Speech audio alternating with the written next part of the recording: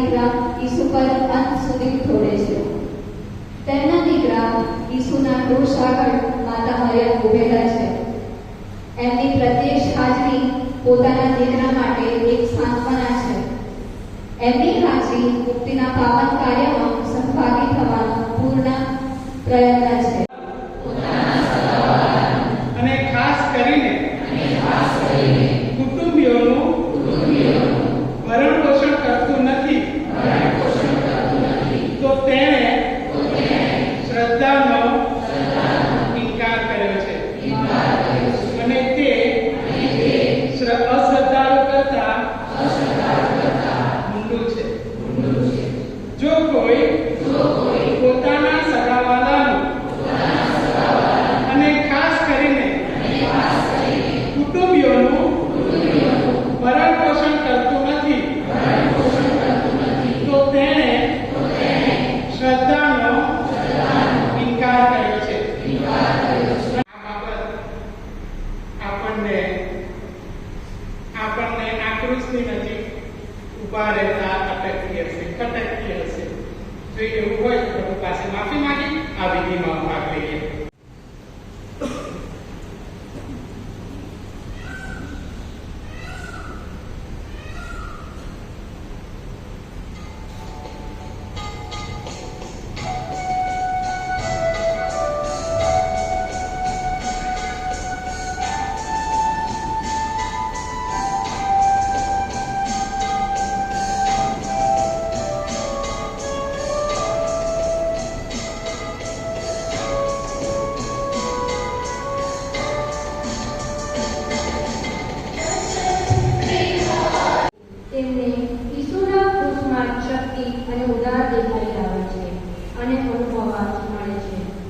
અને એટલે કરેક્ટવાસીઓને ભાર દઈને સમજાવે છે કે બીજી કોઈ બાબત નહીં, બલકે ઈસુના ક્રૂસને જ વળગી રહેશો. ભલે એ મૂર્ખાઈ ભર્યું લાગતું હોય, પરંતુ સમય જતાં સઘળું જ્ઞાન અને સામર્થ્ય નાશ પામશે, ધૂળમાં મળી જશે. પરંતુ ઈસુનું ક્રૂસ પર આપણા સૌને માટે ઈશ્વરનું સાક્ષાત જ્ઞાન અને ઈશ્વરનું સાક્ષાત સામર્થ્ય પુરવાર થશે. તો ચાલો આપણે આજનો પ્રથમ શાસ્ત્ર પાઠ ધ્યાનથી સાંભળીએ. કહ્યું છે કે હું અજ્ઞાનીનો જ્ઞાનનો નાશ કરશું અને ચતરાઓનો ચતરાઈને ગળામાં મેળવીશ. તો પછી ક્યાં છે જ્ઞાનો, ક્યાં છે શાસ્ત્રીઓ, ક્યાં છે આ દુનિયાનો તત્વ ચર્ચા કરનાર પરમેશ્વર? આ સંસારના જ્ઞાનના મૂર્ખાયું નથી ભેટવું. પરમેશ્વરની જ્ઞાનમય યોજનાનું દર્શન થવા છતાં સંસાર પોતાના આ જ્ઞાનથી પરમેશ્વરને ઓળખી ન શક્યો. એટલે પરમેશ્વરને આ ઉદ્દેશની મૂર્ખાઈ મારફતે વિશ્વાસીઓનો ઉદ્ધાર કરવાનું યોગ્ય લાગ્યું. યહૂદીય રૂપે પુરાવામાં જાવે માગે છે અને ગ્રીકો અજ્ઞાનીનું શોધમાં હોય છે. પણ અમે ખ્રિસ્તની ઘોષણા કરીએ છીએ અને તે પણ ક્રૂસમાં જડેલા ખ્રિસ્તીઓની આ યહૂદીઓના મન વિદ્વાન રૂપે અને વિદ્વાનીઓના ઓળખાય છે. પણ જેમને ઈશ્વરની ભાકાર થાય છે, પછી તે ગ્રીકો હોય કે યહૂદીઓ હોય, તે સૌના મન ખ્રિસ્તી એટલે ઈશ્વરની સાક્ષાત જ્ઞાન અને ઈશ્વરનું સાક્ષાત સામાન. કારણ ઈશ્વરની મૂર્ખાઈ માણસના જ્ઞાન કરતાં વધારે ડહાપણી કરે છે અને ઈશ્વરની અશક્તિ માણસના સામર્થ્ય કરતાં વધારે સામર્થ્ય રખે છે.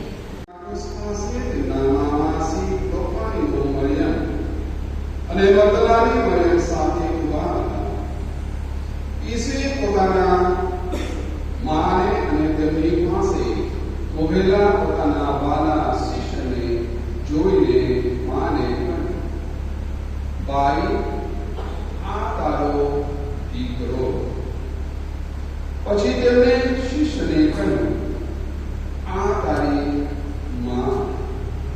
અને તે ઘડીથી શિષ્ય તેમને પોતાને ત્યાં રાખ્યા. ત્યાર પછી હવે બધું પૂરું થયું છે એમ જાણતા હોઈને શાસ્ત્રીય વાણી સાચી પડવા ઈસુએ માને ઈસુએ કહ્યું, મને તરસ લાગી છે. ખાટો રાક્ષસો ભરેલી એક ગોળી ત્યાં પડી હતી, એટલે તેમાં એક વાઘની માલામાં ઓશિકના મોઢા આગળ ધરવામાં આવી. ઠાકોર રાક્ષસો ગયા પછી ઈસુ બોલ્યા, પૂરું થયું. આજે ઈસુના મરણનો પ્રસંગ છે. આ બાજુ સરસ માતા મરિયમનો શણગાર કર્યો છે, અને આ બાજુ માતા પોતાના દીકરાને આગળ ઉભા છે. આનંદ, દુઃખ આપણે દરેક જણ અત્યારે યાદ કરીએ એવો સમય, જે દિવસે આપણે આપણા સ્વજનને ગુમાવ્યા છે. અહીંયા કોઈ એવું નથી કે જેણે પોતાની વહાલી વ્યક્તિને નથી ગુમાવ્યું. દરેક જણે કોઈને કોઈ તો ગુમાવ્યું છે. કદાચ બાળકોને એનો અનુભવ નહીં થયો હોય, પણ જે સ્વજનો વડીલો તો આપણે અહીંયા બેઠા છીએ, આપણે દરેક જણે આ દુઃખનો અનુભવ કર્યો છે. અને માતા મરિયમ આજે આ દુઃખની વેળાએ ઈસુને કેવી હિંમત બક્ષે છે. પોતાની માં ની વાત આજે આપણને કરવાના છે. માતા મરિયમ ક્રુસની પાસે ઊભા છે. આજનો વિષય વસ્તુ મને આપવામાં આવી છે. માતા મરિયમ ક્રુસની નીચે. તો ક્રુસ એટલે શું એ પહેલા આપણે સમજીએ. જો કોઈ નાના બાળકને હું પૂછું, આવો આ ઈસુની પ્રતિમા વગર હું કદાચ આ લાકડું એને આપીને કહું કે આ શું છે, તે શું કહેશે? બત્તા કાંગની નિશાન. કોઈ નાના બાળકને આપીશ તો એવું જ કહેશે કે આ તો બત્તા કાંગની નિશાની છે. યહૂદી ધર્મ માટે ક્રુસ એ ઘૃણાસ્પદ હતો. એમના માટે એ શરમની નિશાની હતી. પણ તમારા અને મારા માટે આ ક્રુસ શરમની નિશાની નથી, પણ તમારા અને મારા માટે આ ક્રુસ એ ગર્વની નિશાની છે. આપણા સૌ માટે ક્રુસ એ ગર્વની નિશાની છે. કેમ ગર્વની નિશાની? કારણ એ યહૂદી ધર્મની અંદર કોઈ ગુનેગારને જ્યારે આકરામાં આકરી સજા આપવી હોય તો એને ક્રુસની સજા આપવામાં આવતી હતી. આપણું વાલું હોય એની જોડે, જેની જોડે બનતું ના હોય ને નવું લગ્ન થાય ત્યારે તો કેટલી સરસ વાતો કરો, એકબીજાની આંખમાં આંખ કરો એ વાતો, પણ પછી આંખમાં તો આંખ છે, આંખ ખાલી શબ્દોથી વાત થાય છે. પણ અહીંયા આ ઈસુ માતા મરિયમની સામે જુએ છે. આ ઈસુ યોહાનની સામે જુએ છે. એટલે કે માતા મરિયમે જે લાગણી એમને જન્મ સમયે બતાવી હતી, એમની તરુણાવસ્થામાં બતાવી હતી, એમની દુઃખની વેળામાં બતાવી હતી, એ જ લાગણી એ ઈસુને છેલ્લી ઘડીએ બતાવે છે. શું આપણે આપણા સંતાનોને, આપણા પરિવારના સભ્યોને આવી લાગણી બતાવીએ છીએ? માતા મરિયમના ગુણોને ઘણા બધા સાંભળ્યા. માતા મરિયમના આ ભાગને પણ જોઈએ. એ ઈસુની સામે જુએ છે. ભલે એમના પુત્રનો ચહેરો કરડાયેલો છે, શરમથી નમી પડે છે, આખું શરીર લોહીથી લથપથ થઈ ગયું છે, છતાં પણ એ માતાની આંખો એ એના પુત્રની આંખોને મળે છે. અને આપણે કૃષ્ણ માટીમાં ભક્તિમાં કહીએ છીએ, માતા અને પુત્રની આંખો મળે છે અને ઈસુને ચાલવાની નવી હિંમત કરે છે. આપણે સૌ ભૌતિક અને મૂડીવાદના જમાનામાંથી પસાર થઈ રહ્યા છે, જેણે આપણી માનવીય સંવેદનશીલતા અને પ્રેમની ભાવના મૃતપાય કરી નાખી છે.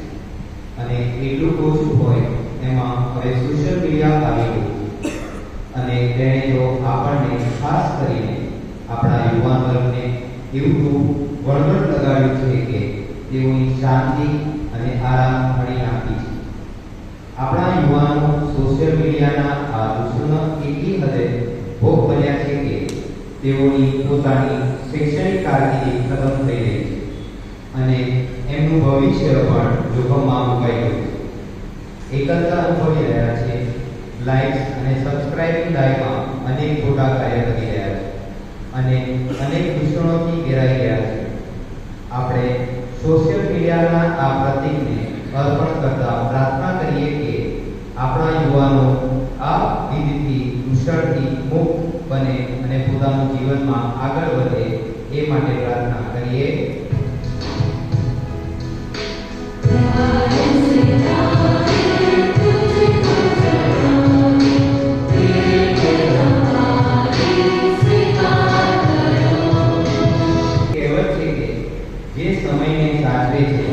સંભાળે છે તેને સમય પોતે સાચવી અને સંભાળી રાખે છે.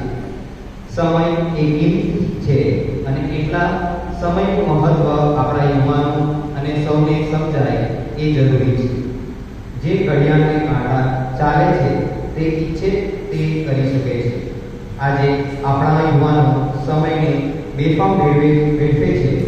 મોટા ભાગના સમય મોબાઈલ અને બિનજરૂરી બાબતો માટે ખર્ચે છે અને જે સમય તેમની પોતાની કારકિર્દી બનાવવાની હોય તે સમય આમાં જ વેડફી નાખે અંતે પોતાનું ભવિષ્ય ધૂંધળું બનાવે છે. આ ઘડિયાળને અર્પણ કરતા આપણે ઈશ્વર પાસે માંગીએ કે આપણા યુવાનો સમયની કિંમત સમજાય અને સદુપયોગ કરીને પોતાનું જીવનનું ઉજળું બનાવે એ માટે પ્રભુને પ્રાર્થના કરીએ.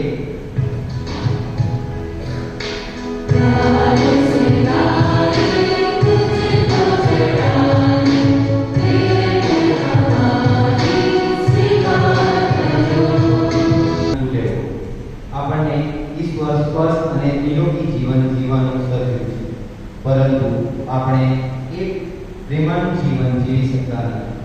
આપણને અને ખાસ કરીને આપણા યુવાનો કોઈને કોઈ વ્યસનમાં ફસાયેલા છે.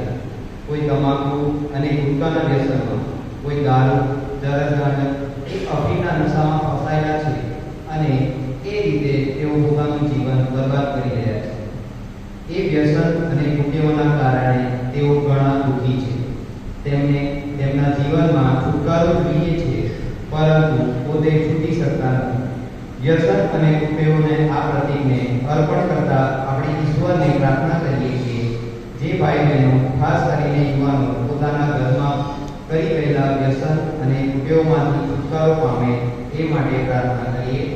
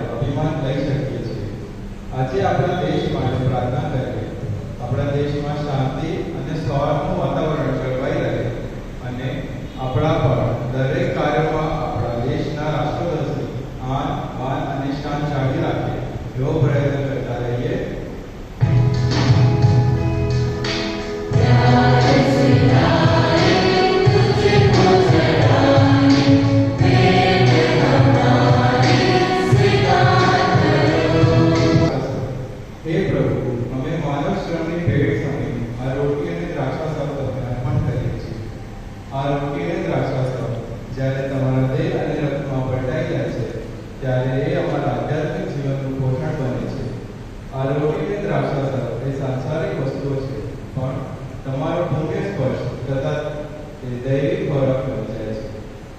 અમારા જીવનમાં આ આધ્યાત્મિક ભાગો લેવા માટેની તરસ અને ઈચ્છા અમારામાં હંમેશા રહે અને એ રીતે તમારા શાશ્વત જીવનમાં અમે ભાગીદાર બનીએ એ માટે પ્રભુને પ્રાર્થના કરીએ.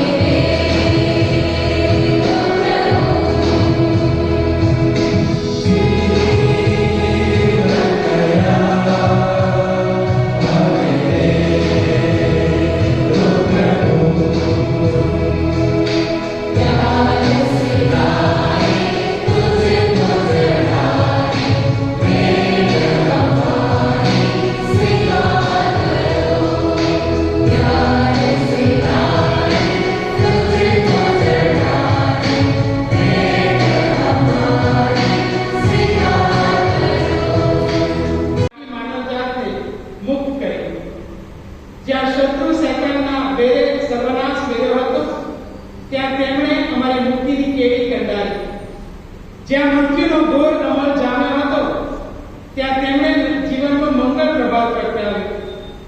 આદિ વૃક્ષે તો મોતના વિષ પર નિજાવ્યા હતા, ત્યાં કૃષ્ણનું વૃક્ષ જીવનના અમર ફળથી લચી પડ્યું. આ મહાઉપકારને લીધે હે રાજા દેશ સ્વર્ગના મંગળ દરબારના દેવદૂતોને સંતો, ધરતીને પ્રિય બનાવનાર સિદ્ધાર્થ બાબુ અને આખું ચરાચર સૃષ્ટિમંડળ તમારા ગુણગાન ગાય છે, તમારા ભજન કીર્તન કરે છે, તમારા શ્રીચરણ આગળ નહીં પડે છે. અમારી આગ્રહ વિનંતી છે કે તેમના યશોગાન સાથે અમારા સુર મેળવવાની આજ્ઞા કરો, જેથી અમે બધા એક સ્વરે ને મળો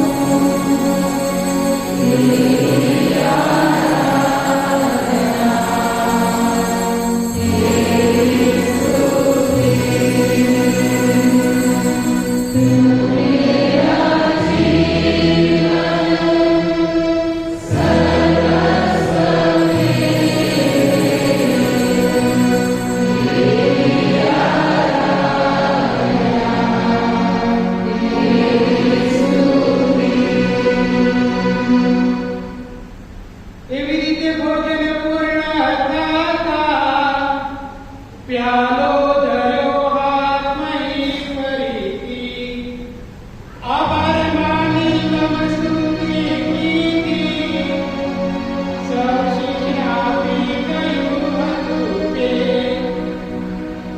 આ મારા રક્તનો પ્યાલો એમાંથી સૌ લો પીવો કરાય નવો શાશ્વત એનું છે મુજરત આ તમારા સર્વની કાજે ને સૌ માનવ કાજે પાપની મુક્તિને અર્થે એ રેડાઈ જનાર છે મારા સ્મારક કરતે આરે જોને કરતા તમે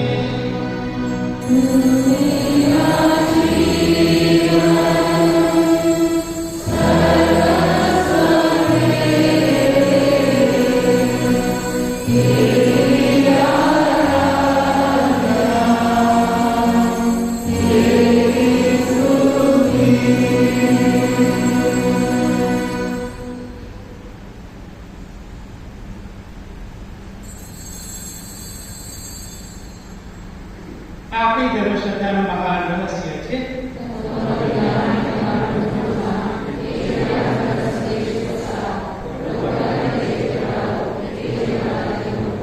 પ્રતાપે તમે હે પરમપિતા પવિત્ર આત્મા સાથેની પુણ્ય એકતામાં સદા સર્વદા માન અને મહિમા મળતા રહે છે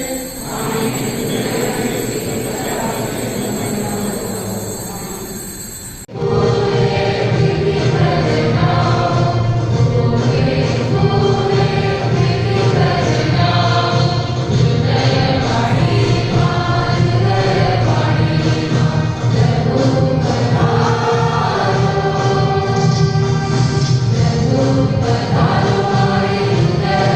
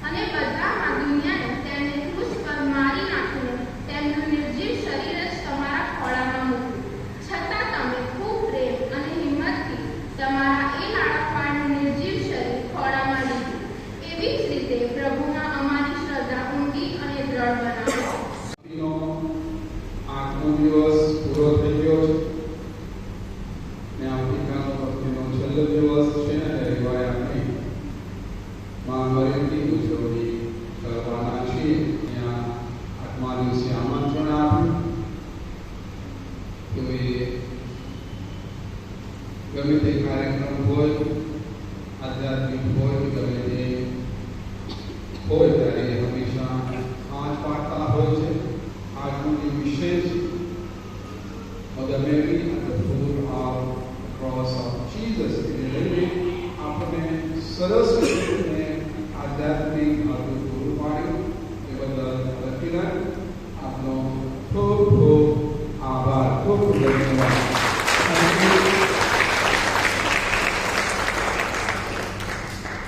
આજે આપણને ડિટેલથી ઇન્ચાર્જ આપણા પેરિશના યુવાનો તેઓએ સરસ મજાનું ગઈકાલે ડેકોરેશન હતું, પણ એમને પોતે કરવું હતું.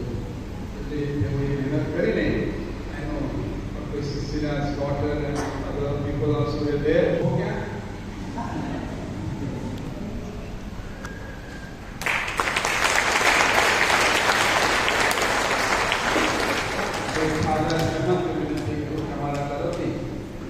કિરણને પ્રેમની ભેટ આપે. Thank you, Kiran, and thank you all. God bless you and good night.